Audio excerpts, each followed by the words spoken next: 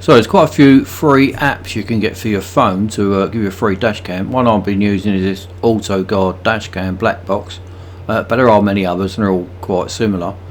The way I'm fitting it is just I've got two elastic bands around my sun visor, and that can be moved towards you or away from you, for your viewing angle, if you like.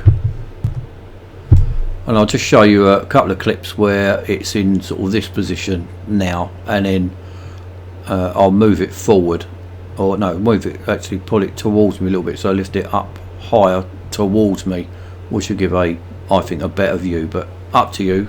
So I'll show you how it looks in action. The way I've got mine set up is when I put the app on, it automatically starts recording.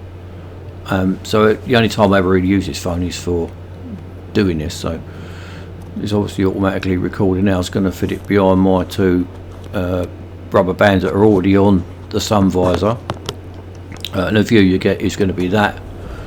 Hopefully you're going to have a nice sea view and not down the recycle centre, but this is how it was, so this is what it's going to have. You can see the quality is quite good. If you you can adjust the quality on the app itself anyway.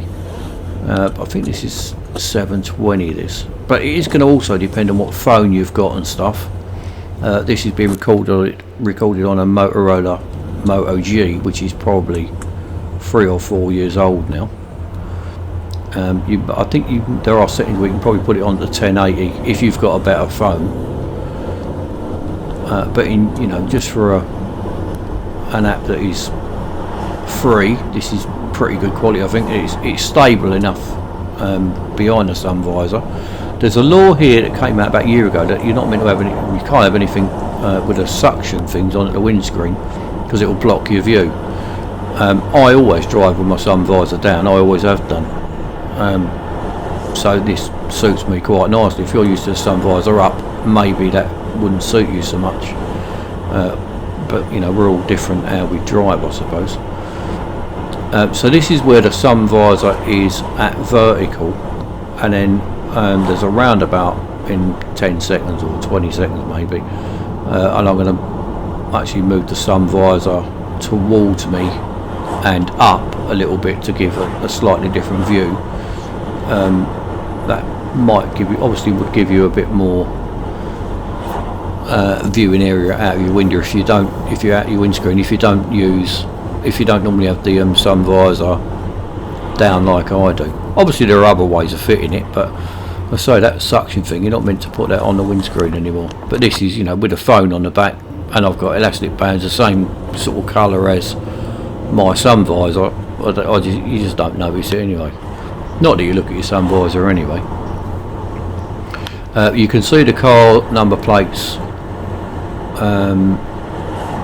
If you was to stop the video on a still, you can normally see like this van, you would normally be able to catch the number plate should you need it. I mean, there's so many things these days that these cash for claims and people claiming it wasn't their fault and stuff, and many people are now going towards dash cams, but I didn't want to start ripping holes up in the car and start wiring it and all that sort of stuff when I can do this, which is just a free app on a phone that I don't really use much. So it's just you got your dash cam and there's no wiring and there's just no hardship doing it really.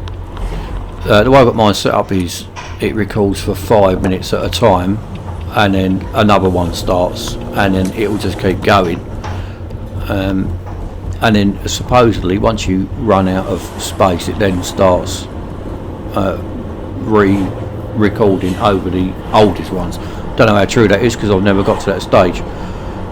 All I do is if there's no incidents, which there not normally are, then I just delete them all at the end of the day, and then I've still got the same volume for tomorrow. So like this car here, he obviously turned in fine now. Now if that was a case where he turned in now, then there's no question whose fault it is and stuff. Obviously on the app there are many other things that you can have on here. You can have your speed that you're doing currently, and it can link up to navigation systems and all that sort of stuff. and it also links up quite nicely with, there's an app called Car Home Ultra, which you can have various different things all on the same thing. It's a good app, but I'm just using this purely just as a dash cam, a free one, no wires, and just an easy go app. Hope that helps you, and good luck with that. Let me know what you think. Cheers.